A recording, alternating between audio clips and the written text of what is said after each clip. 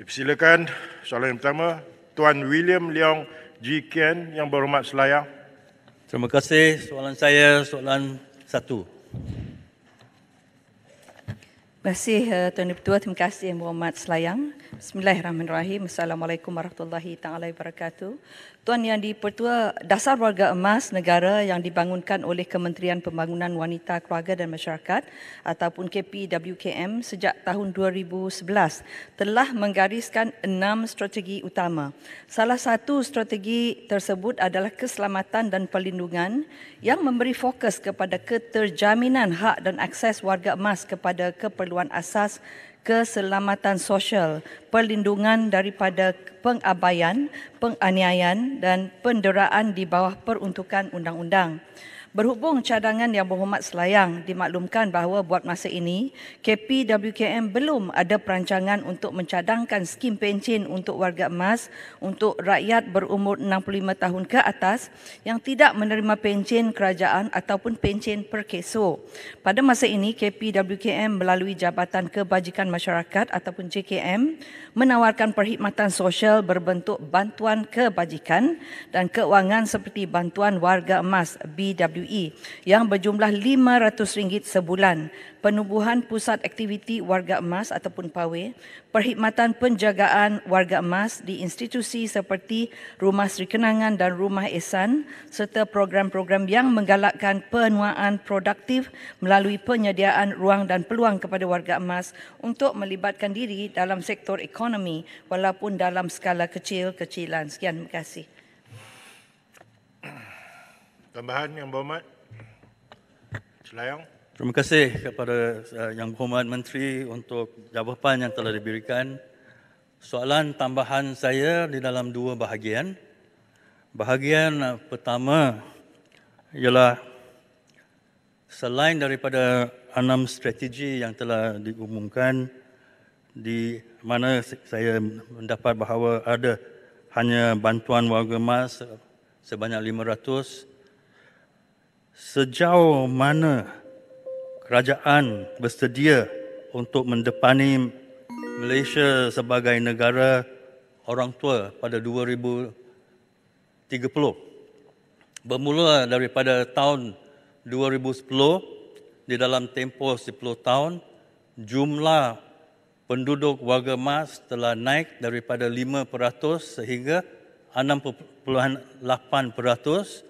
Dan negara kita akan menjadi status negara orang tua pada 2030 dan ini akan memberikan kesan sosial ekonomi kepada negara kita. Soalan Director. Bahagian kedua ialah walaupun hanya mengadakan bantuan warga emas, adakah kerajaan setuju untuk mengkaji untuk mengadakan pension insurans sosial?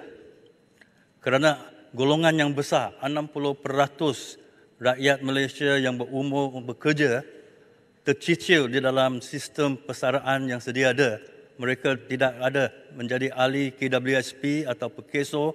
Mereka adalah daripada perniagaan individu, pekerja, pertanian, nelayan dan peladang, suri rumah dan sebagainya. Ini adalah satu golongan terbesar yang akan menghadapi masalah dan menjadi miskin bila mereka bersara. Terima kasih. Yang Berhormat Menteri. Terima kasih Tuan Ketua, terima kasih Yang Berhormat. Walaupun soalan ini memang sebenarnya bukannya harus dijawab oleh kementerian kami, namun kita cuba, okey. Untuk makluman, kerajaan kini mempersiapkan negara bagi menangani impak negara menua ataupun aging, tua ataupun aged dan sangat tua iaitu super aged dengan mengarus perdana agenda negara menua ANM. ANM ini dipersetujui oleh kerajaan untuk diterajui dan diselaraskan oleh Kementerian Ekonomi iaitu dahulunya UPE, Unit Perancang Ekonomi, Jabatan Perdana Menteri. Suka juga saya nyatakan tadi saya ada menyentuh mengenai strategi yang pertama iaitu strategi keselamatan dan perlindungan. Ia lebih menumpukan kepada memperkukuhkan skim perlindungan sosial untuk kumpulan warga emas yang memerlukan ataupun vulnerable.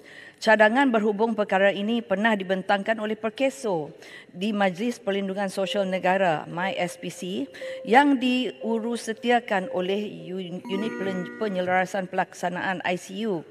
Jadi saya berpandangan bahawa cadangan atau pertanyaan lanjut berhubung perlindungan sosial untuk kumpulan warga emas yang memerlukan ini lebih sesuai diberi maklum balas oleh ICU ataupun NJPM dan juga Kementerian Ekonomi, menterinya dari sana. Terima kasih Yang Berhormat. Sila Yang Berhormat. Ya, terima kasih Yang Berhormat Tuan Dipertua, terima kasih Yang Berhormat Menteri. Bagi warga emas yang tiada waris, yang tiada pendapatan tetap, adakah kerajaan bercadang untuk menjadikan mereka ini sebagai penerima manfaat inisiatif peka BIM 40 untuk masukkan mereka secara automatik, dan apakah usaha kerajaan dalam memperkasakan lagi pawai, begitu juga unit rumah ehsan dan juga program Home Help yang mereka secara langsung sebenarnya berkhidmat kepada warga emas. Ya. Yang Berhormat Menteri. Terima kasih Yang Berhormat. Biar saya jawab satu dulu. Seperti saya nyatakan tadi, ini bukan harusnya ditanya kepada kita, namun kita cuba. Dari segi pencen, saya nak sentuh di sini apabila kita menyentuh tentang soal skim perlindungan sosial kepada mereka yang tidak lagi bekerja. Ia merujuk kepada skim persaraan sama ada yang ditanggung oleh kerajaan, pencen, maupun melalui caruman atau simpanan semasa bekerja. Pertubuhan Buruh Antarabangsa ILO telah membangunkan kerangka pelbagai tunggak atau multi-pillar pension framework yang dirangka untuk menyediakan satu set prinsip, konsep, alatannya dan juga orientasi untuk mereka bentuk, designing dan memperbaharui sistem pencen selaras dengan prinsip ILO dan amalan terbaik antarabangsa. Kalau kita lihat ada 4 pilarnya. Satu, level kosong iaitu non-contributory basic social pension yang kita amalkan di JKM. Itu kita bagi pentuan. Level 1, contributory national pension linked to employment.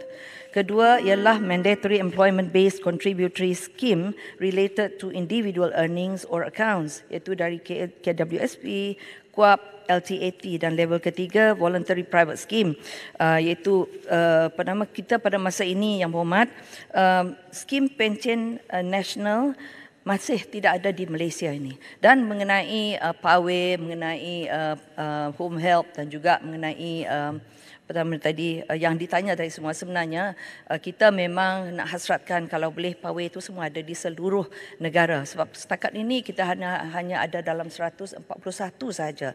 Kita ada ahli kawasan parlimen ada 222. Jadi kita nak memberi keutamaan kalau boleh diwujudkan. Namun begitu, pawai ni macam juga PDK, dia NGO, tapi kerajaan beri peruntukan dari segi maintenance dengan izin maintenance untuk pawai 50,000 sebulan. Tapi pembinaannya adalah ribu setahun YB. 50,000 setahun. Setahun, sorry. Tahu pun, tak perlu tanya lagi kan. So sorry, itu sebab menteri, dia timbalan menteri dulu. Jadi itu bukan kita yang bina, tetapi kita bagi peruntukan untuk maintenance ya. Home help itu sebenarnya kalau saya secara peribadi, kalau boleh memang saya nak perkembangkan. Tapi saya lagi mencari jalan, sebab itu juga kalau boleh kita nak uruskan kalau ada mak yang tua, tak ada orang jaga, macam mana nak cari peruntukan untuk itu. Itu insyaAllah saya cuba cari, walaupun itu bukan di bawah kita juga, di bawah kementerian lain. Dan satu lagi tadi apa tu? Yang satu lagi tu. BIM 40 supaya golongan ini diutamakan. Ya. Memang pun itu terima kasih Yang Berhormat. Memang itu di bawah kita punya tugas yang kita lihat, kalau kita beri kebajikan, ia bersasarkan kepada sekurang-kurangnya BIM 40 ya, B40 dan itu sajalah Yang Berhormat. Terima kasih. Terima kasih juga yang tadi. Terima kasih Tuan Ketua. Sebagai Ketua, Menteri yang berkaitan tidak perlu jawab kalau soalan itu bukan kementerian dia. Tapi ke menteri ni baik ni. Kita persilakan yang Berhormat kedua, iaitu soalan nombor 2, Tuan Haji Wan Hassan bin Muhammad Ramli Yang Berhormat Dungun. Terima kasih. Yang Pertua, soalan nombor 2. Menteri. Terima kasih. Tuan Yang di-Pertua, Kementerian Pendidikan Malaysia komited untuk mencari jalan penyelesaian yang terbaik dalam menangani isu beg berat murid dan pada masa yang sama menjimatkan perbelanjaan kerajaan. Usaha ini masih diteruskan demi kesejahteraan murid untuk semua sekolah kerajaan dan bantuan kerajaan khususnya yang beroperasi secara 2 sesi. Untuk makluman ahli yang berhormat, KPM telah melaksanakan penambahbaikan inisiatif bagi menangani isu beg berat secara holistik bermula pada tahun 2022 seperti berikut. Penyediaan lokah sekolah rendah kepada semua murid tahap 1 iaitu tahun 1 dan tahun 2 di sekolah rendah yang beroperasi secara 2 sesi. Penyusunan semula jadual waktu bagi membolehkan guru merancang pengajaran dan pembelajaran PDP secara optimum dengan memperuntukkan masa bagi melaksanakan pendekatan modular dan bertema. Mengehadkan penggunaan bilangan buku latihan iaitu tidak melebihi 2 buah buku bagi setiap mata pelajaran. Menggunakan buku aktiviti yang disediakan oleh KPM, manakala buku kerja hanya boleh digunakan sebagai bahan rujukan atau bahan ulang kaji di luar waktu PDP.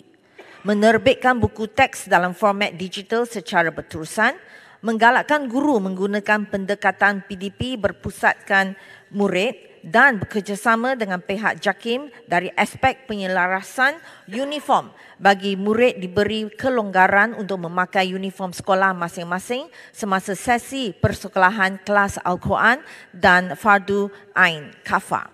KPM yakin pendekatan yang dilaksanakan ini dapat menangani isu beg berat murid di sekolah secara berterusan. Untuk makluman ahli yang berhormat juga, pada masa ini KPM dalam usaha untuk menukarkan bahan sistem pendidikan termasuk buku teks secara fizikal kepada digital dengan mengambil kira pemilikan peranti digital dalam kalangan semua murid dan ketersediaan capaian internet.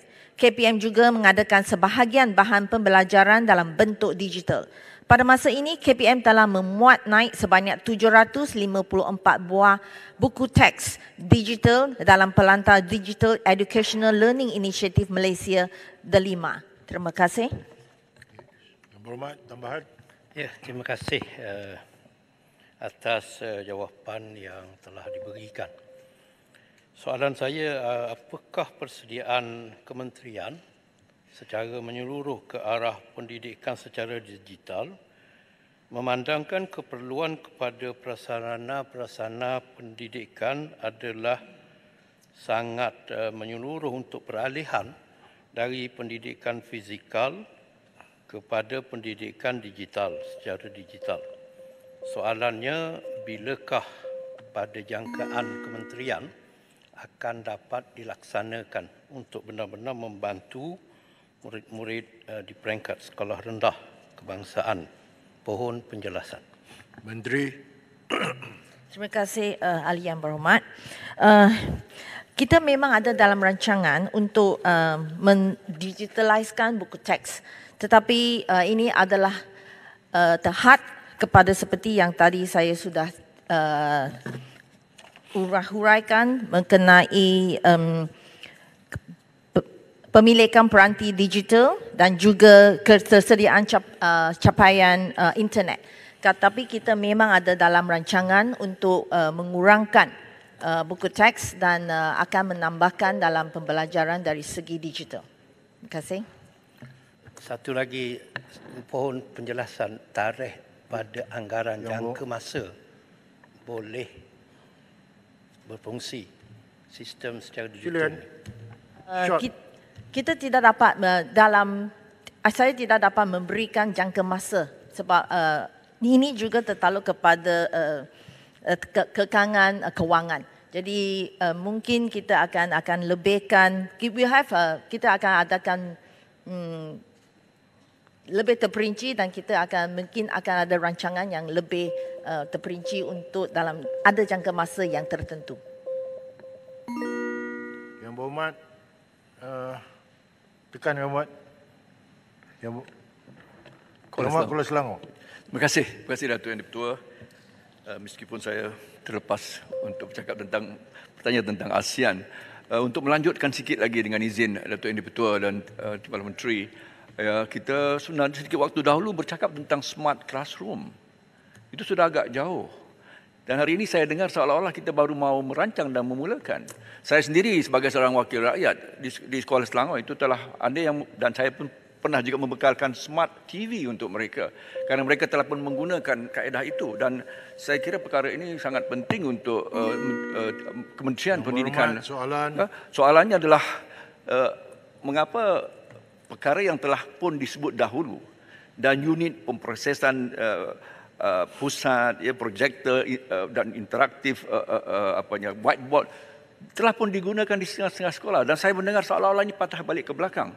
Dan terutama menangani lost generation dalam pasca COVID ini sangat penting untuk kita pelajukan. Ya. Bagaimana perkara ini sebenarnya Kementerian dan Timbalan Menteri yang menjawab. Ya. Saya agak ini macam seolah jawapan yang ke belakang. Terima kasih. Menteri. Okey, terima kasih Yang Berhormat. Memang kita smart board atau smart TV yang atau projector, sebenarnya dari segi projector banyak sekolah kita sudah ada sediakan. Seperti dalam tahun 2022, kita telah membekalkan lebih kurang 3,800 projektor untuk fasa pertama. Fasa kedua iaitu tahun ini lebih kurang 3,500 unit projektor untuk pembelajaran, dan sasaran kita adalah dalam tahun 2024 lebih kurang 3,800 projektor. So saya faham tentang soalan Yang Berhormat, tetapi sekarang saya tidak ada data berapa sekolah yang sudah ada dengan smart board, smart TV itu. Mungkin saya akan jawab dalam jawapan lisan.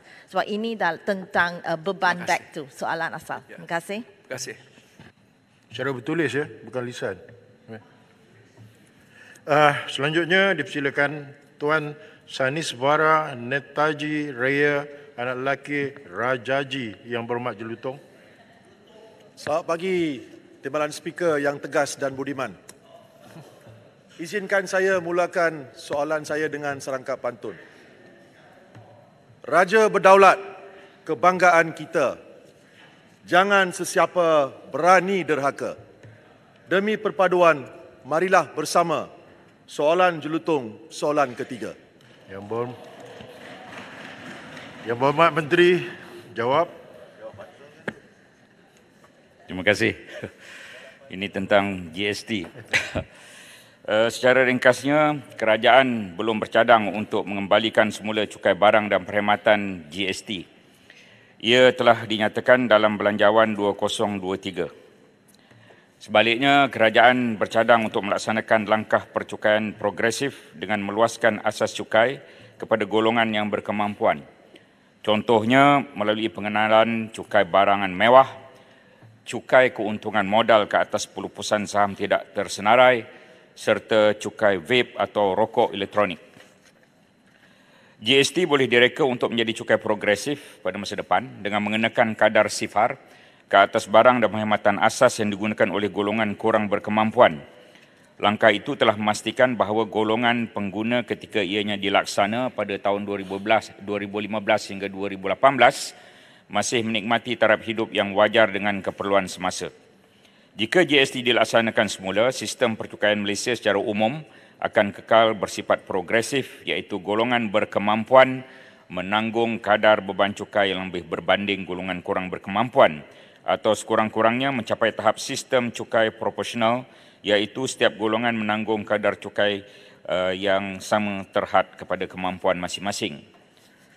Saya ingin maklumkan bahawa pendapatan daripada GST pada tahun 2015 37.9 bilion, 2016 59.3 bilion, 2017 67 bilion, 2018 36.7 bilion, menjadikan angkanya 201 bilion, tetapi ditolak dengan GST refund sekitar 3 tahun setengah itu sebanyak 67.8 bilion, maka hasil bersih GST 2015 27.3 bilion, 2016 41.2 bilion, 2017 44.3 bilion, 2018 20.2 bilion.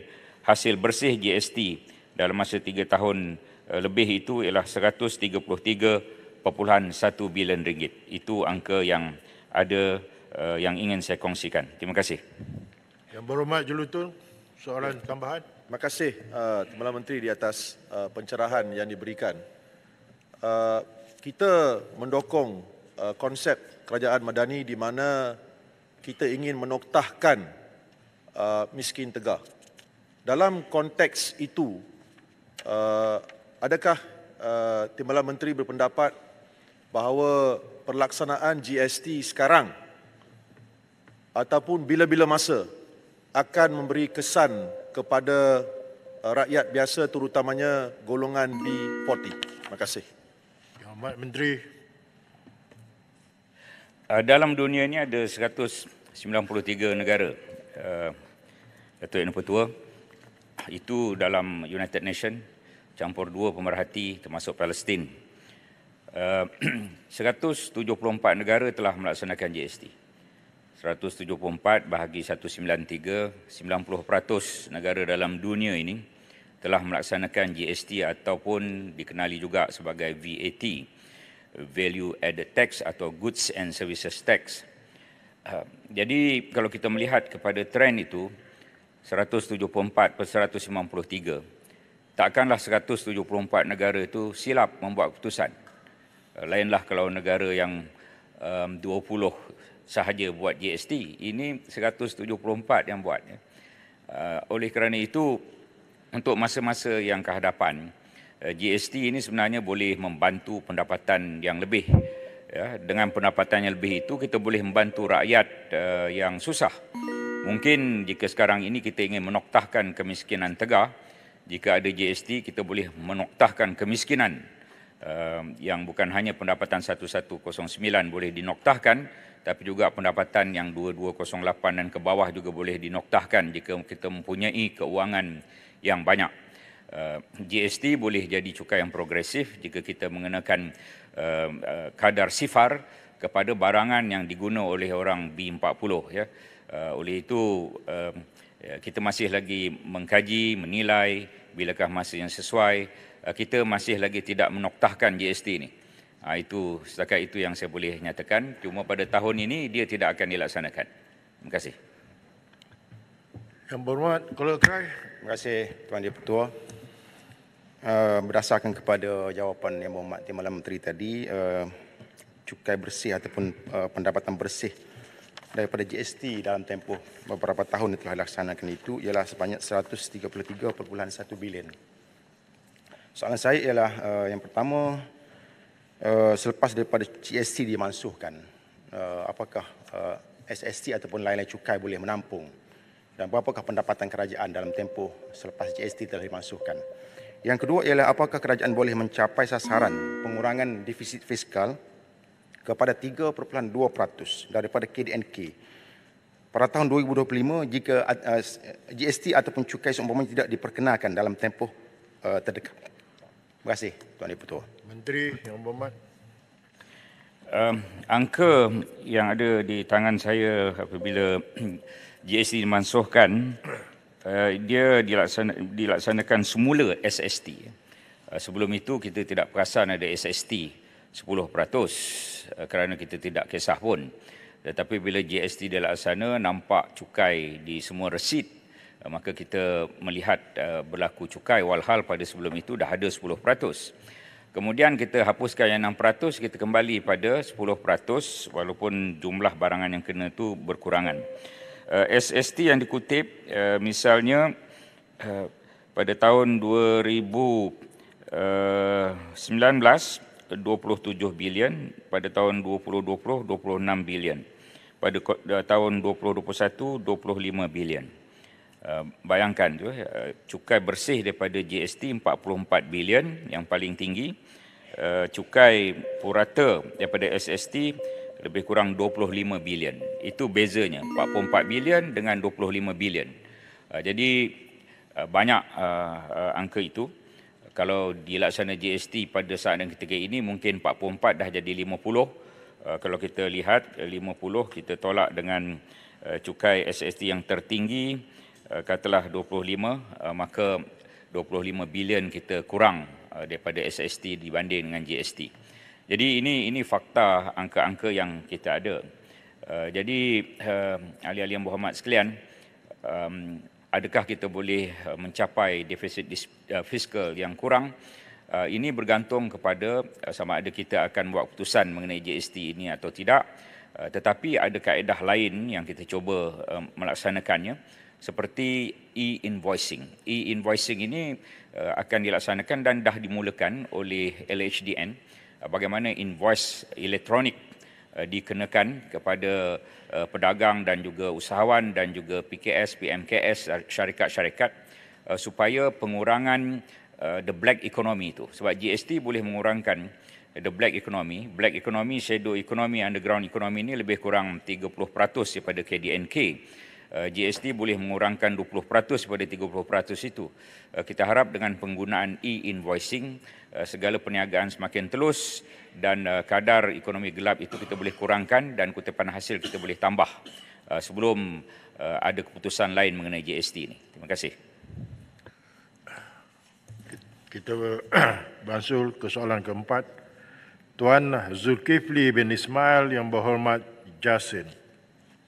Terima kasih Tuan Yang di-Pertua. Soalan saya nombor 4. Menteri. Assalamualaikum warahmatullahi wabarakatuh. Bismillahirrahmanirrahim. Tuan Yang di-Pertua, seperti yang kita sedia maklum, pandemik COVID-19 bukanlah merupakan krisis yang terakhir. Oleh itu, penggiat industri hendaklah sentiasa bersiap sedia untuk mendepani ketidaktentuan dan cabaran masa depan. Di samping itu, kecanggihan teknologi seperti data raya ataupun big data dan kepintaran buatan akan mengubah ekonomi global melalui keupayaannya mempercepat inovasi, meningkatkan semula pertumbuhan produktiviti dan mewujudkan lebih banyak permintaan berdaya tinggi. Sudah tentunya terdapat cabaran-cabaran yang harus ditangani oleh penggiat industri pelancongan apabila kaedah perniagaan konvensional mereka tidak dapat menampung permintaan semasa pasaran. Dengan itu, pentingnya kita mengubah cara niaga ke arah mesra teknologi dan mengurangkan interaksi bersemuka seperti sistem pembayaran tanpa tunai, teknologi tanpa sentuh, contactless teknologi, daftar masuk kendiri serta pemasaran dalam talian. Oleh yang demikian, dalam usaha membantu penggiat industri Kementerian Pelancongan, Seni dan Budaya MOTEK telah menambah baik pelan pemulihan sedia ada dan membangunkan rangka kerja pemulihan pelancongan 2.0 atau TRF 2.0. Menerusi tonggak 5 di bawah TRF 2.0 ini, MOTEK menumpukan kepada usaha-usaha untuk meningkatkan adaptasi, kemahiran dan penggunaan teknologi digital dalam industri pelancongan. Antara strategi program yang telah dilaksanakan oleh MOTEK adalah: pertama, membangunkan sistem pelesenan dan penguatkuasaan pelancongan atau Tourism Licensing Enforcement System (TULIS) yang menggantikan sistem pelesenan industri pelancongan SPIP bermula 1 November 2022 bagi permohonan lesen pelancongan secara digital. Inisiatif ini bertepatan dengan landscape industri pelancongan negara yang terus berkembang dan berubah seiring dengan perkembangan teknologi digital seperti data raya, business intelligence dan pelbagai inovasi pintar yang lain. Kedua, mempromosi dan memasarkan produk pelancongan dan kebudayaan melalui platform digital. Sebagai contoh, Kraft Tangan Malaysia menggalakkan para usahawan kraft menggunakan teknologi digital dan juga platform melalui platform seperti eCraft, Bazaar dan MyCraft Shopee serta aplikasi mudah alih, Craft on the Go. Sehingga Januari 2023, lebih daripada 5,600 usahawan kraft telah berdaftar dengan platform-platform tersebut dan menjana nilai jualan sebanyak 60 juta. Ketiga, mengoptimumkan e-pemasaran di mana Tourism Malaysia telah membangunkan halaman deals and packages bagi membantu pemain industri memasarkan tawaran yang menarik kepada pelancong-pelancong tempatan. Keempat, program Global Digital Branding and Cross-Border E-Commerce GLODIP yang memberi pendedahan mengenai strategi pemasaran digital. Program ini dilihat sebagai satu inisiatif yang baik dalam memastikan pemain industri pelancongan, seni dan budaya negara terus berkembang dan maju dalam strategi pemasaran digital serta dapat melahirkan pemain industri pelancongan, seni dan budaya negara yang berkualiti dalam media digital. MOTEC menyarankan dan mengalu-alukan sebarang inisiatif pendigitalan oleh penggiat-penggiat industri yang boleh memberi nilai tambah kepada industri pelancongan negara selaras dengan dasar pelancongan negara 2020 sehingga 2030. Sekian, terima kasih. Yang berhormat, soalan tambahan yang berhormat. Terima kasih Yang Berhormat Menteri dan Tuan Yang Dipertua. Adakah kerajaan berhasrat untuk memberi insentif bersasar kepada pemain industri pelancongan bagi menggalakkan penggunaan teknologi digital dalam sektor pelancongan? Terima kasih. Menteri.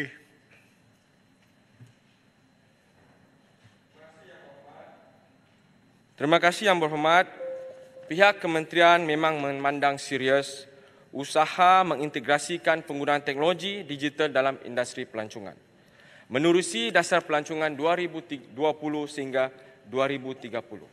Satu jawatan kuasa khas, iaitu jawatan kuasa kecil Smart Tourism, telah ditubuhkan bagi merancang dan melaksanakan inisiatif berkaitan pelancongan pintar. Bab bantuan yang telah ditanya oleh Yang Berhormat, kita tidak ada secara khusus bantuan dari segi grant ataupun bantuan dari segi kewangan.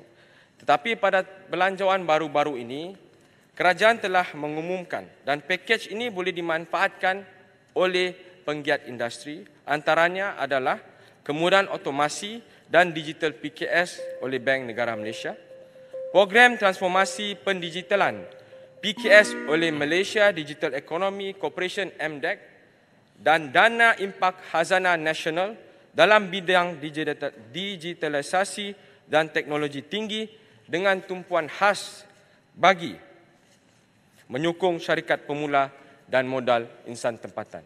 Terima kasih. Yang Berhormat Paya Besar.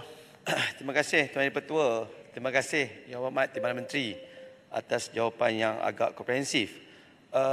Bagi saya, Tuan Yang Dipertua, kementerian ini perlu diberikan tumpuan khas oleh Yang Amat Berhormat Tambun. Dan saya yakin kualiti dalam pemasaran digital juga harus diberi tumpuan. Persoalan saya kepada Yang Berhormat Timbalan Menteri, apakah langkah kerajaan untuk memastikan integriti dalam pemasaran digital? Kenapa Yang Berhormat Menteri, apabila pelancong-pelancong dalam dan luar negara datang melihat website-website, social media, mereka mempaparkan gambar-gambar yang cantik fasiliti mereka. Tetapi apabila mereka mendapat perkhidmatan jauh indah khabar daripada rupa. Bagaimana langkah untuk pihak kementerian memastikan supaya perkara ini dapat kita pertingkatkan oleh pemain-pemain industri? Dan yang keduanya, bagaimana langkah untuk pelanggan menyalurkan komplain mereka apabila perkara yang sedemikian berlaku? Terima kasih, Timbalan Menteri. Yang Berhormat Menteri. Terima kasih Yang Berhormat Paya Besar, calon Ketua Pemuda UMNO Malaysia. Seperti yang saya terangkan sebentar tadi, kita telah mewujudkan satu jawatan kuasa kecil iaitu Smart Tourism. Jawatan kuasa kecil ini akan melihat setiap aspek dari segi pendigitalan dan pengadaptasi teknologi yang mahu diperkenalkan ataupun sudah diperkenalkan oleh penggiat industri. Kita sedar betapa pentingnya teknologi dan juga cara pembaharuan yang perlu kita perkenalkan kepada industri ini supaya setiap perkara yang mahu ditonjolkan kepada orang di luar sana dapat dipastikan ketulinannya dan juga yang paling penting perkhidmatannya tidak lebih daripada apa yang telah disampaikan oleh Yang Berhormat Payah Besar. Sekian, terima kasih. Kita ke soalan berikutannya. Puan Yang Sifura binti Osman Yang Berhormat Bentong. Susah nak sebut. Yang Saifura. Tuan Yang di-Pertua, terima kasih. Sarapan pagi buah delima, soalan saya nombor 5. Yang Berhormat Menteri. Bismillahirrahmanirrahim. Assalamualaikum warahmatullahi wabarakatuh. Salam perpaduan, salam Malaysia Madani. Terima kasih Yang Berhormat Ketua, terima kasih Yang Berhormat Bentong. Untuk makluman ahli Yang Berhormat, berdasarkan pertanyaan, jalan yang dimasukkan adalah laluan FT 68, Jalan Kuala Lumpur Bentong. Jalan lama Bentong sepanjang 34.10 km. Bagi menjamin kesiasaan dan keselamatan pengguna di laluan tersebut, Kementerian ini telah mengenal pasti kerusakan jalan di laluan FT 68 berdasarkan anggaran peruntukan jalan tahun 2023 di bawah program penyegaraan berskala pavement dengan nilai keseluruhan kerja sebanyak RM2 juta. Manakala di bawah program penyegaraan berkala bukan pavement dengan nilai keseluruhan kerja sebanyak RM930,000, kerja-kerja ini akan dilaksanakan oleh arahan kerja kepada pihak konsesi dan tertakluk kepada peruntukan yang diluluskan oleh Kementerian Kewangan serta senarai keutamaan kerja yang disediakan oleh Jabatan Kerja Raya berdasarkan penilaian tahap kritikal kerosakan jalan bagi keseluruhan jaringan jalan persekutuan di bawah seliaan kementerian ini. Untuk makluman ahli yang berhormat, bagi penyelenggaraan cerun runtuh untuk tahun 2023, sebanyak 87 lokasi cerun runtuh telah dikenal pasti untuk cadangan pembaikan. Walau bagaimanapun, kementerian ini telah mengenal pasti sebanyak RM4.75 juta untuk melaksanakan pembaikan cerun di 3 lokasi cerun runtuh dan pelaksanaan kerja bergantung kepada senarai keutamaan yang disediakan oleh pihak JKR serta bergantung kepada kelulusan peruntukan daripada agensi pusat.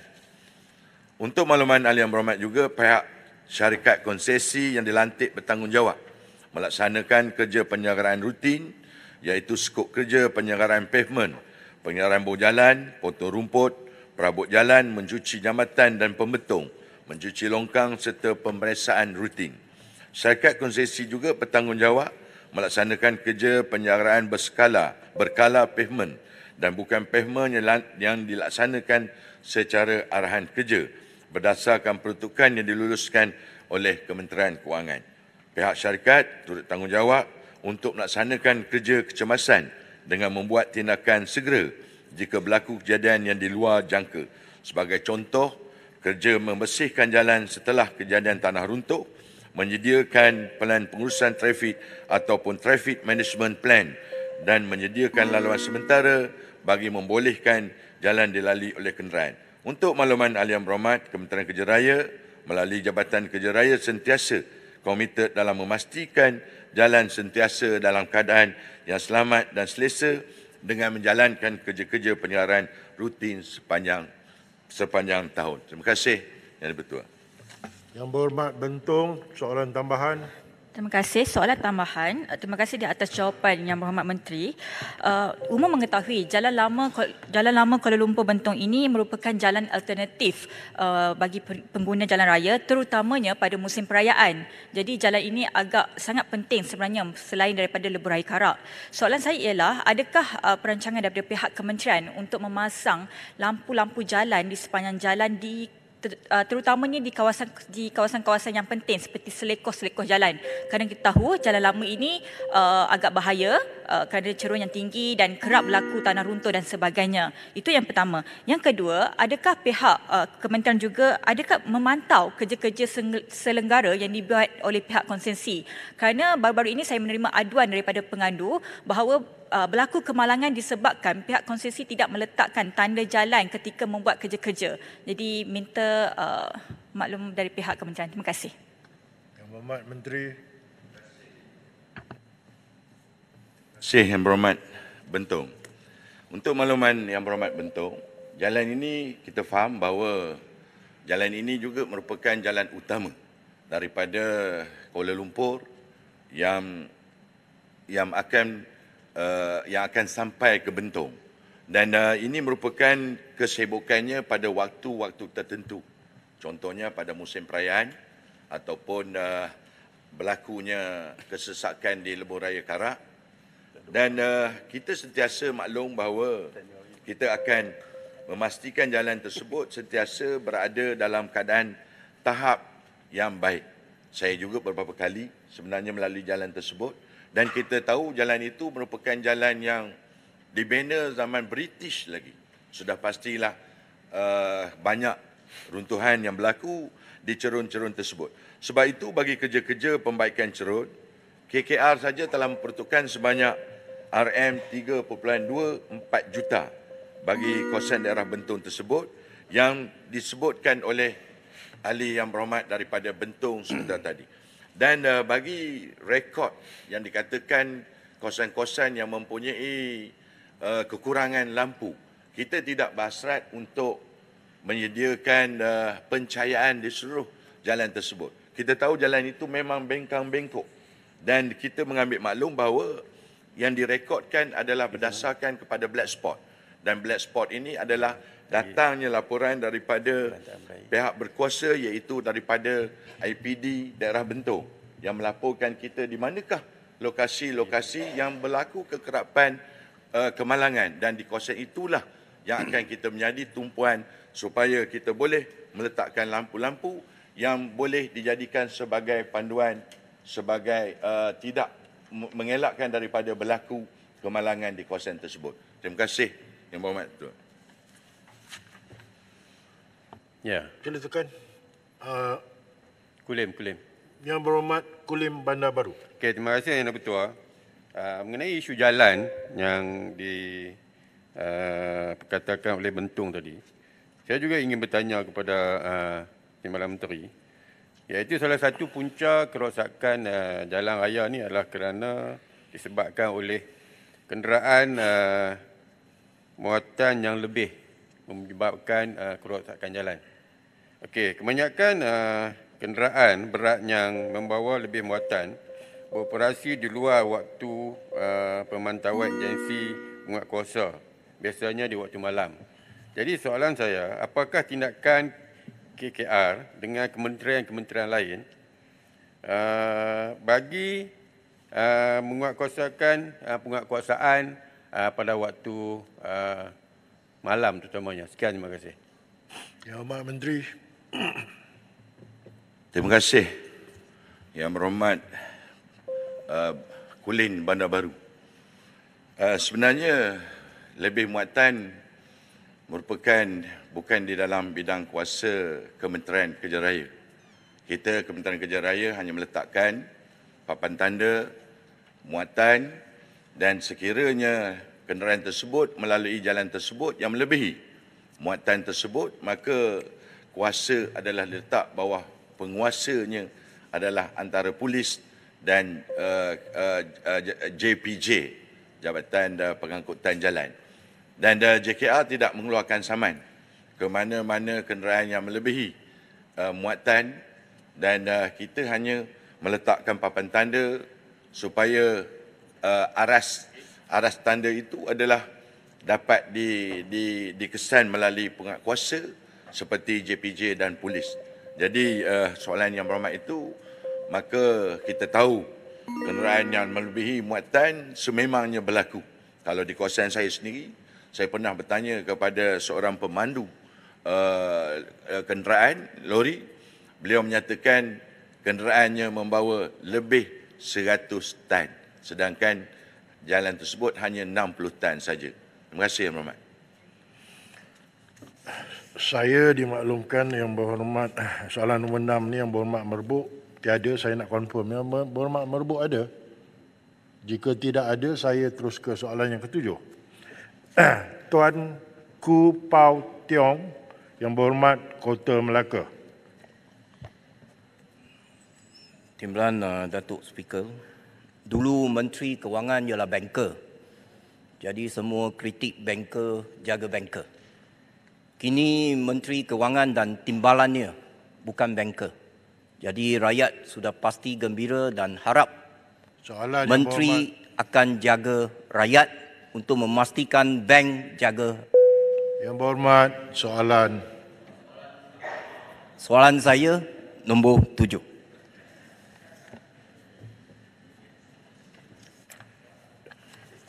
Terima kasih Tuan Yang di-Pertua. Kalau tidak silap saya, Saudara Kota Melaka juga bekas banker. Tapi banker yang baiklah. Untuk menjawab soalan Kota Melaka, isu jenayah cyber dan penipuan dalam talian ini bukan sahaja berlaku di Malaysia, malah di peringkat global.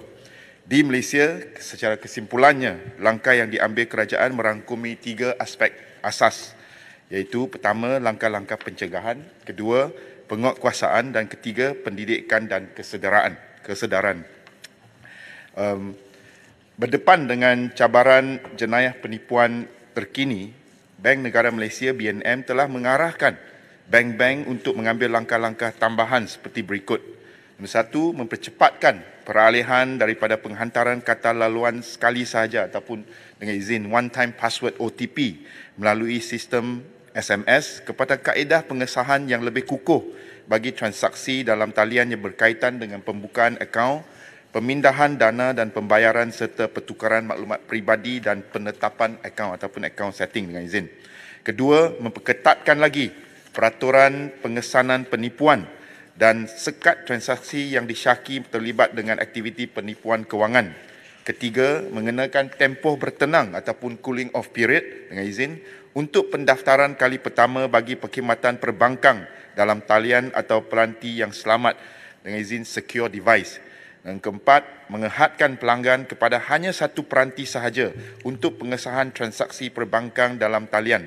Akhirnya kelima, menyediakan talian hotline khusus untuk pelanggan melaporkan kes penipuan dalam talian melibatkan akaun bank mereka dan meningkatkan lagi tahap respon ke atas laporan yang dibuat. Selain itu, seperti yang telah dimaklumkan melalui ucapan Belanjawan 2023, BNM juga akan menguatkuasakan pelaksanaan mekanisme Q-Switch ke atas industri perbankan untuk membolehkan pelanggan bank membeku akaun bank mereka termasuk kad ATM dengan segera. Dengan mekanisme ini, mangsa jenayah penipuan dapat bertindak dengan menyekat aliran wang daripada terus keluar daripada akaun mereka. Untuk maklumat ahli-ahli yang berhormat juga, dalam usaha membanteras jenayah penipuan kewangan dengan lebih berkesan, kerajaan melalui pelbagai agensi, sebab ini memang melibatkan usaha keseluruhan kerajaan termasuk PDRM, BNM, SKMM dan NFCC ataupun National Anti-Financial Crime Centre. Dengan sokongan industri perbankan dan telekomunikasi telah menubuhkan Pusat Respons Scam Kebangsaan ataupun NSRC dengan izin National Scam Response Centre dengan talian pantas 997. Ini penting, saya minta ahli-ahli yang berhormat juga boleh menyebarkan tentang nombor ini kepada penduduk di kawasan masing-masing. Mangsa boleh menghubungi talian 997 untuk melaporkan kes mereka bagi pengesanan dan penyekatan aliran dana yang telah dicuri untuk membendung kerugian kewangan yang lebih besar. Dalam Belanjawan 2023 juga, kerajaan telah mengumumkan peruntukan 10 juta ringgit bagi memperkasarkan lagi operasi NSRC. Berkaitan dengan soalan kedua YB Kota Melaka tentang mekanisme pampasan dana melalui perkongsian liability ataupun dengan izin shared liability, perkara ini masih lagi dalam kajian. Antara faktor utama yang perlu diambil kira dalam menelitikan mekanisme ini termasuklah kita memastikan model yang dicadangkan itu adalah adil dan saksama kepada kedua-dua pihak pengguna dan bank. Ini bagi mengelakkan sebarang kesan yang tidak diingini, contohnya moral hazard ataupun bahaya moral di mana ada pihak yang mungkin akan lalai atau cuai dalam tanggungjawab mereka disebabkan ada jaminan pampasan yang ditanggung oleh pihak yang satu lagi. Untuk makluman, negara Singapura juga masih lagi dalam proses mengkaji mekanisme perkongsian liability ini. Selain itu, mangsa juga boleh mengemukakan aduan kepada Ombudsman for Financial Services OFS sekiranya terdapat sebarang pertikaian dalam keputusan siasatan dan jika mangsa tidak puas hati dengan keputusan pihak bank atau nilai pampasan yang ditawarkan. Dan akhir sekali, mangsa juga boleh mengemukakan aduan kepada Bank Negara Malaysia sekiranya tidak berpuas hati dengan cara pengendalian aduan mereka oleh pihak bank. Sekian, terima kasih. Yang Berhormat Kotak Melaka. Ya, Timbalan Speaker. Soalan tambahan saya kepada Timbalan Menteri ialah, setakat ini kita lihat bank tidak perlu bertanggungjawab ke atas sebarang kerugian yang dialami oleh pemegang akaun bank. Jadi ini amat tidak adil dan juga bank tidak akan mengambil inisiatif untuk menambah baik sistem security mereka. Itu yang pertama. Jadi kita harap supaya kerajaan dapat membuat sesuatu untuk memastikan bank perlu bertanggungjawab.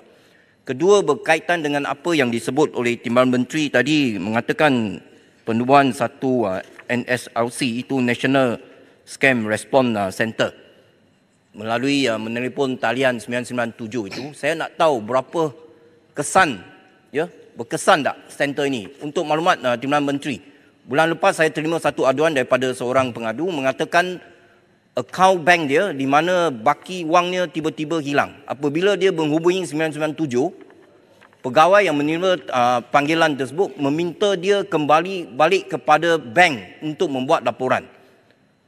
Fahaman kita semua ialah kalau menghadapi masalah sedemikian kes penipuan, sepatutnya kita boleh terus menelpon 997 dan mereka akan selesaikan semua di atas talian hotline ini.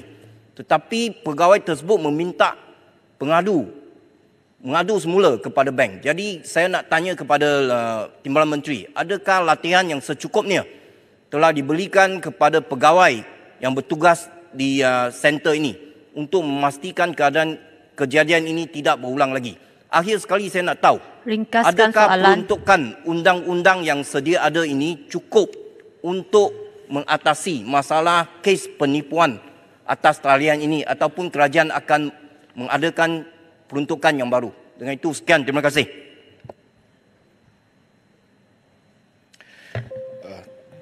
Timbalan yang dipertua, ada 3 soalan sebenarnya dan saya cuba untuk jawab semua dalam kekangan masa yang diberi. Soalan yang pertama tentang perkongsian liability.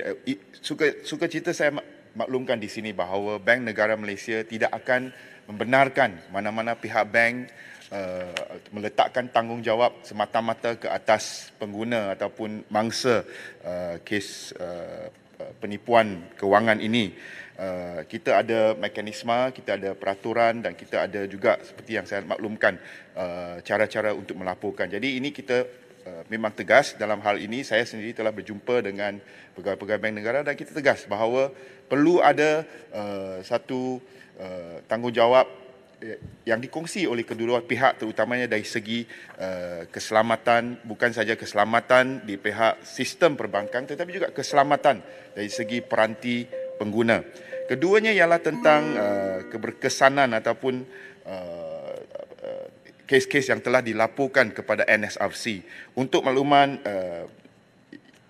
Dewan Yang Mulia ini, izinkan saya untuk memberikan sedikit statistik, iaitu sejak NSRC beroperasi dari 12 Oktober 2021 sehingga ke bulan Januari 2023 ini, 12 Oktober 2022 sehingga 31 Januari 2023 ini, terdapat sebanyak 16,752 panggilan telah diterima oleh pihak NSRC merangkumi pelbagai kes penipuan dan juga angka ini termasuk khidmat nasihat. Ada yang telah memanggil ke nombor ini untuk mendapatkan panduan dan khidmat nasihat tentang isu scam.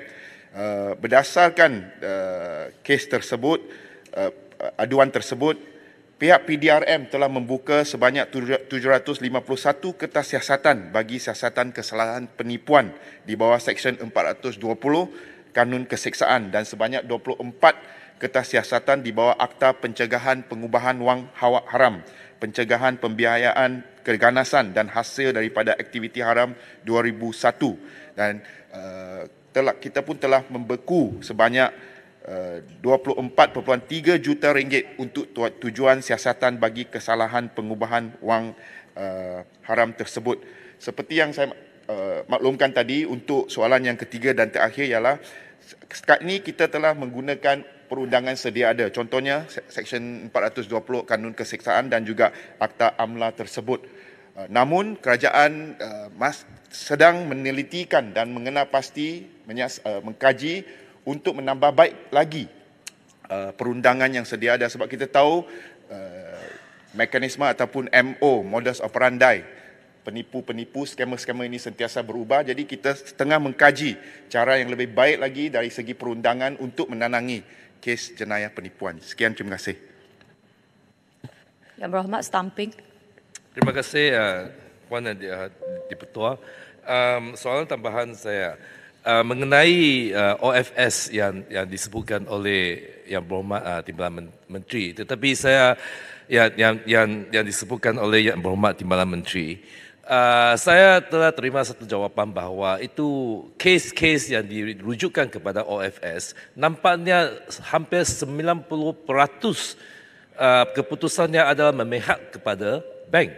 Dan apa rayuan kepada bank negara pun bank negara pun tak ada apa-apa bidang kuasa untuk ambil tindakan untuk reviewkan keputusan ombudsman itu. Maka nampaknya ombudsman itu tak ada apa-apa kesan untuk melindungi kepentingan orang ramai, pelanggan bank. Ini soalan pertamanya. Apakah suggestion untuk memperbaikikan trend keputusan itu ombudsman? Keduanya adalah mengenai tanggungjawab bank. Kita tahu sedar semua OTP itu merupakan satu sistem yang sudah boleh dihack oleh hacker dengan senangnya dan tak memberikan pelanggan apa-apa perlindungan. Dan sampai sekarang sudah lebih 1 tahun 2 tahun perkara ini berlaku, tetapi nampaknya bank-bank tak buat apa-apa untuk mengelakkan untuk menaik taraf OTP sistem dan untuk memberi perlindungan yang lebih kepada pelanggan mereka. Oleh itu, apakah bilakah kerajaan akan ambil tindakan untuk memperbaiki situasi ini?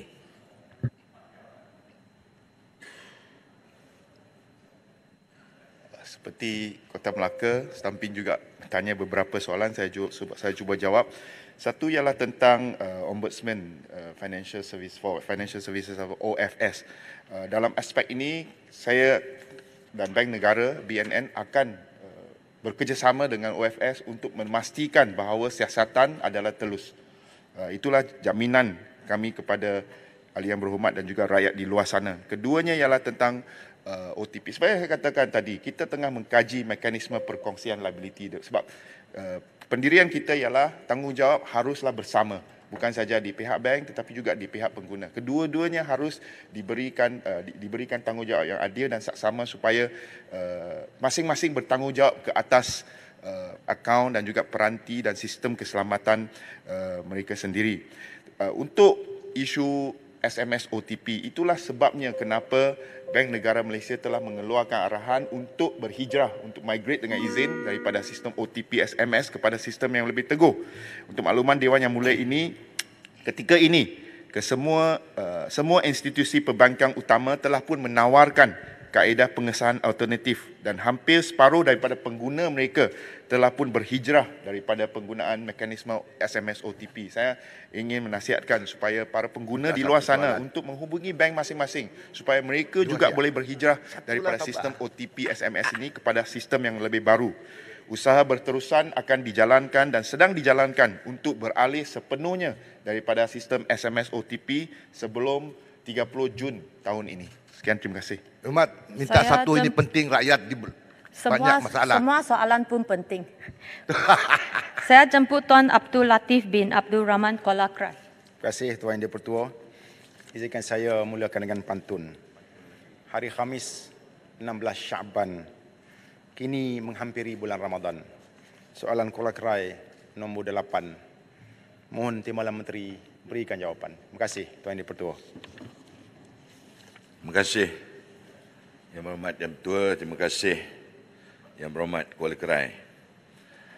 Lebuh Raya Kota Baru ke Kuala Krai ataupun dikenali KBKK sepanjang 66.9 km merupakan salah satu daripada projek berskala besar yang sedang dilaksanakan oleh kerajaan melalui Kementerian Kerja Raya di negeri Kelantan. Keseluruhan projek KBKK merangkumi 7 kontrak di mana 2 telah siap dan 5 sedang dalam pembinaan. Kos keseluruhan projek KBKK adalah sebanyak RM2.3 bilion. Daripada 5 pakej KBKK di peringkat pembinaan, hanya projek KBKK Package 2B ke Tereh Kok Lanas yang mengalami kelewatan. Projek ini telah diberikan lanjutan masa yang terkini sebanyak 28 hari disebabkan oleh keadaan cuaca yang tidak menentu dan isu banjir di tapak. Status semasa projek ini sehingga Februari 2023 adalah 81.8%. Sebenar berbanding 88.9% unjuran di mana projek ini telah dikenakan LED ataupun denda sebanyak RM38,033 sehari. Notis tujuan penamatan kontraktor telah dikeluarkan pada 29 Disember 2022 dan mesyuarat jawatankuasa Contract Coordination Panel CCP dengan izin telah diadakan pada 22 Februari 2023 dan bersetuju untuk meneruskan projek dengan pemantauan rapi sehingga 30 April 2023. Terima kasih Yang Berhormat Yang Bertua. Kuala Krai. Terima kasih Tuan Yang Bertua, terima kasih Yang Berhormat Timbalan Menteri. Cuma saya nak kepastian dalam soalan asal saya ialah ada 2 bahagian, iaitu bahagian pertama penyelesaian kerajaan terhadap projek yang gagal disiapkan dalam tempoh yang ditetapkan. Ini tidak dijawab oleh Yang Berhormat Timbalan Menteri. Jadi saya mohon jawapan bertulis, tak apa, tak ada masalah insya-Allah. Terima kasih Yang Berhormat Lipis. Yang kedua telah dijawab oleh Yang Berhormat Timbalan Menteri. Cuma soalan tambahan saya berkaitan dengan projek-projek yang telah pun diluluskan kepada kontraktor dan isu berbangkit ialah berkaitan dengan status pengambilan tanah dan juga bayaran kepada tuan tanah yang terlibat. Khususnya ialah lebuh raya CSR Pakej 1 Kuala Krai ke Sungai Lakit dan yang kedua ialah lebuh raya Kota Baru Kuala Krai iaitu Pakej 3B dari Berangan Meknak ke Keruh dan juga 3C dari Keruh ke Kuala Krai. Jadi mohon penjelasan Yang Berhormat Menteri berkaitan dengan status pengambilan tanah dan juga bayaran kepada penduduk terlibat. Terima kasih Tuan Yang Dipertua. Terima kasih Yang Bertua, terima kasih Yang Berhormat Kuala Krai. Bagi pertanyaan Yang Berhormat sebentar tadi, saya berpendapat bahawa telah lengkap jawapan kerana Yang Berhormat bertanya status terkini dan kita beritahu bahawa status terkini ialah 81.8% dibanding sepatutnya 88.9%. Tetapi kerana kelewatan, kita dah adakan mesyuarat Contract Coordination Panel yang kita tetapkan supaya pemantauan sehingga 30 April. Itu jawapan yang ditanyakan oleh Yang Berhormat.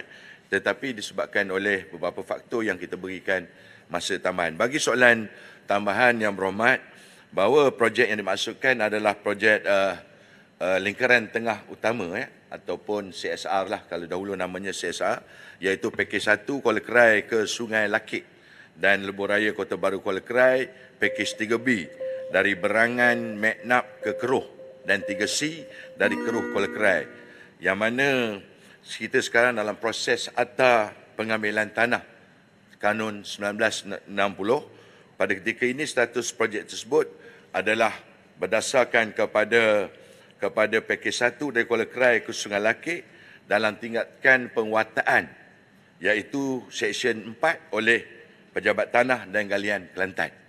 Dan bagi Pakej B, 3B dari Berangan Meknak ke Keruh dalam tindakan JKPTG, iaitu Kelantan bagi proses perbicaraan.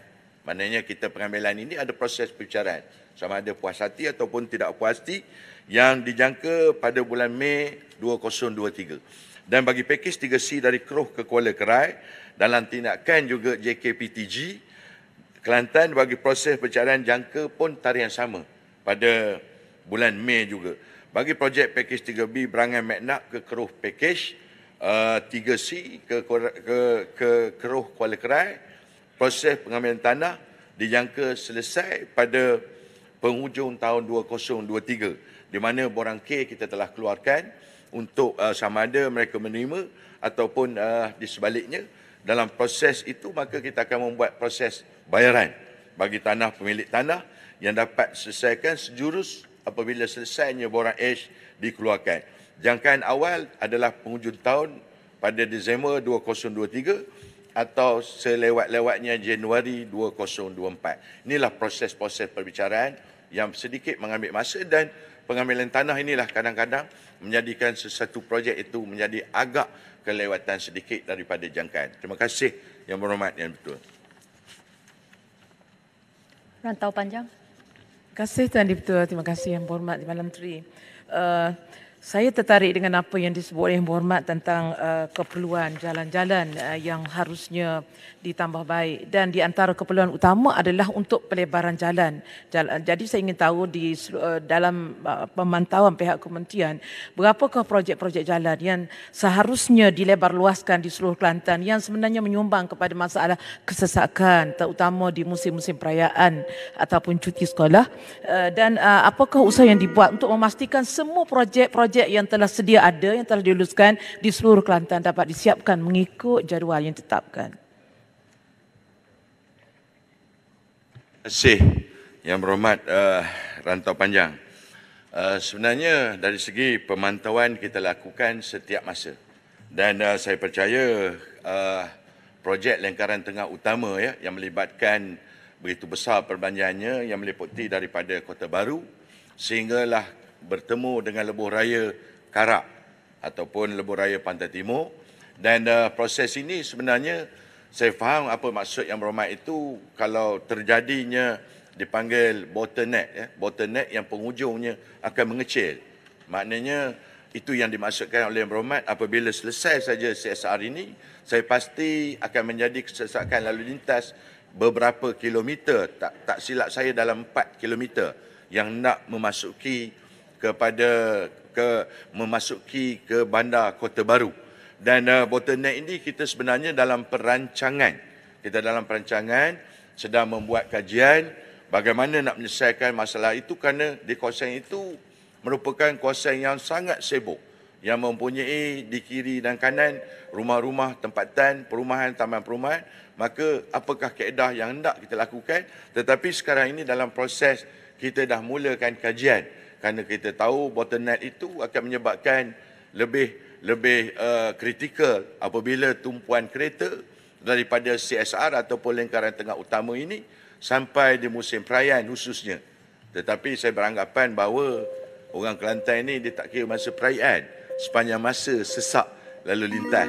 Saya tahu sebab saya duduk di tengah antara Kelantan dan Kuala Lumpur. Itulah laluan rakan-rakan kita daripada negeri Kelantan. InsyaAllah Yang Berhormat Rantau Panjang, kita akan cuba yang terbaik bagaimanakah nak menyelesaikan segala permasalahan tersebut. Dan saya berharap juga kalau boleh cadangan Yang Berhormat tadi, sudah pasti saya tidak dapat menjawab ke seluruh negeri Kelantan. Kalau boleh Yang Berhormat sendiri dapat menghantar secara rasmi surat kepada kita, insyaAllah kita akan membuat kajian-kajian tertentu tersebut. Terima kasih Yang Berhormat Betul. Saya jemput Tuan Roy Angau, anak Gingkoi, Lubuk Antu. Terima kasih Puan Dipertua. Soalan saya nombor 9.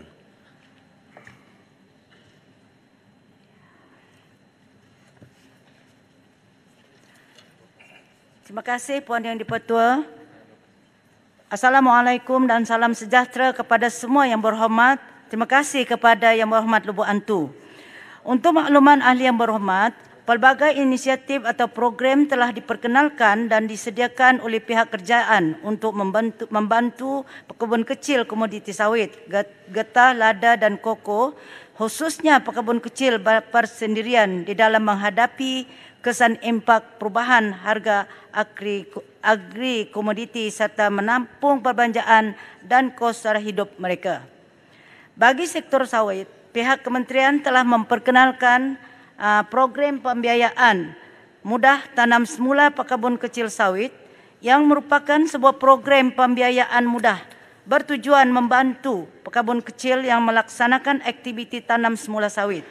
Kerajaan juga membantu pekebun kecil untuk terlibat dengan aktiviti secara integrasi melalui pengenalan skim bantuan integrasi tanaman dengan sawit, skim bantuan integrasi ternakan dengan sawit. Selain itu, kerajaan juga menyediakan pembiayaan bagi pembelian import pertanian seperti baja sebetian, racun rumpai dan serangga perusak melalui program pembiayaan mudah input pertanian pekebun kecil sawit.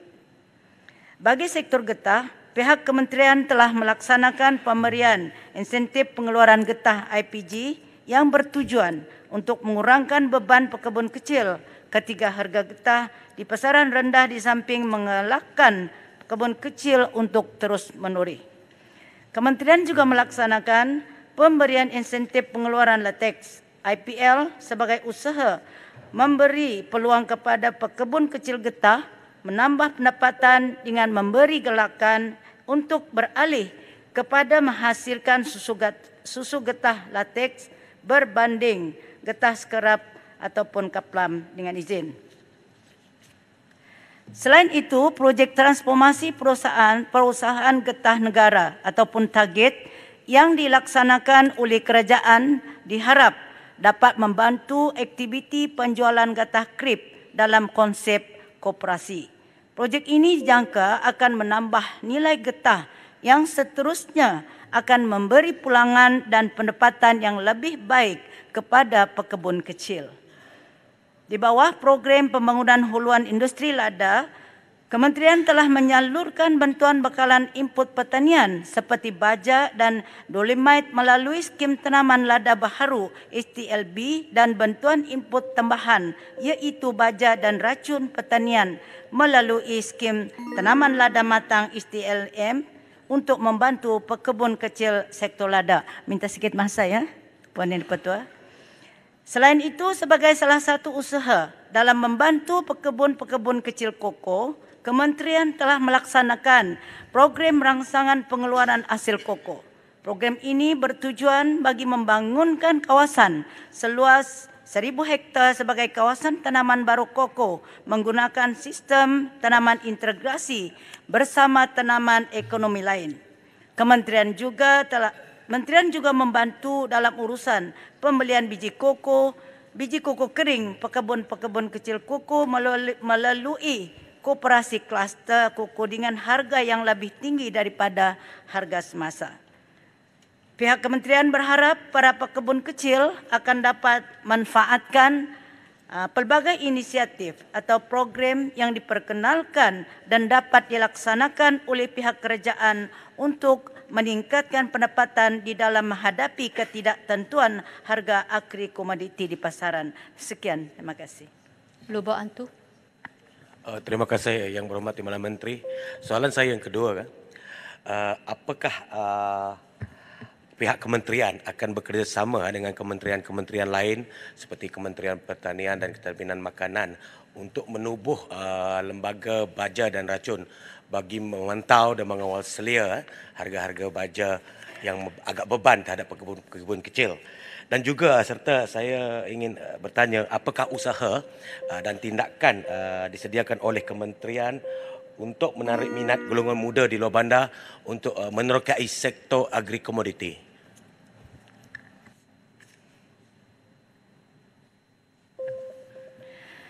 Terima kasih Puan Yang Dipertua. Terima kasih kepada Yang Berhormat.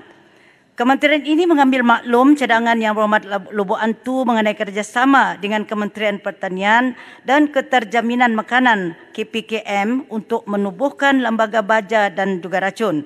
Kementerian ini dimaklumkan bahawa cadangan penubuhan lembaga baja dan racun sedang dalam kajian KPKM dan kementerian ini akan bekerjasama dengan KPKM bagi meneliti cadangan tersebut. Bagi jawab soalan yang kedua pula, untuk kita menggalakkan kepada anak-anak muda kita untuk menceburi bidang-bidang pertanian ini, kita hendaklah memberikan mereka gelakan dari segi penerangan dan juga inisiatif-inisiatif yang diberikan oleh kerajaan supaya mereka ini berminat untuk menyertai bidang bidang pertanian ataupun apalah yang untuk mereka turut serta untuk mengikutinya. Terima kasih YB. Kopeng. Ya, terima kasih kepada Timbalan Ketua, terima kasih kepada Timbalan Menteri. Saya bersetuju untuk memastikan sektor pertanian terus berdaya saing. Bantuan subsidi adalah penting untuk pekebun ataupun petani-petani kecil-kecilan. Namun kita kena pastikan subsidi dan bantuan yang disalurkan itu sampai kepada golongan yang betul-betul memerlukannya. So maka soalan saya adalah apakah usaha kerajaan untuk memastikan isu-isu yang seringkali kita dengar ada ketirisan berlaku, ada penyebelengan berlaku sewaktu penyaluran bantuan subsidi ke bawah itu tidak akan berlaku ataupun dikurangkan pada masa-masa yang akan datang supaya golongan yang betul-betul perlukannya dapat dan tidak disalahgunakan oleh segolongan yang kecil yang sanggup jual beli subsidi atau bantuan yang telah pun mereka terima. Terima kasih kepada OIB yang bertanya. Mengenai dengan bantuan-bantuan atau intensif yang disalurkan oleh kerajaan ini, kita memastikan bahawa ianya akan sampai kepada penerima dengan mana di mana kita akan menubuhkan satu cara mudah cara seperti bantuan IPG. Kita akan laksanakan dia akan terus diterima kepada penerima-penerima ataupun pekebun-pekebun kecil itu tanpa melalui bermacam-macam isi borang ke apa semua kan. Jadi kita permudahkan, iaitu kita terus membayarnya melalui akaun mereka, melalui akaun masing-masing lah. Jadi dengan adanya program ini kita dapat mengawal supaya sumbangan ataupun insentif-insentif yang disalurkan kepada pekebun-pekebun kecil kita ini akan teruslah kepada penerima. Terima kasih. Yang berhormat, sekarang tamatlah sesi untuk waktu pertanyaan-pertanyaan bagi jawab lisan pada hari ini.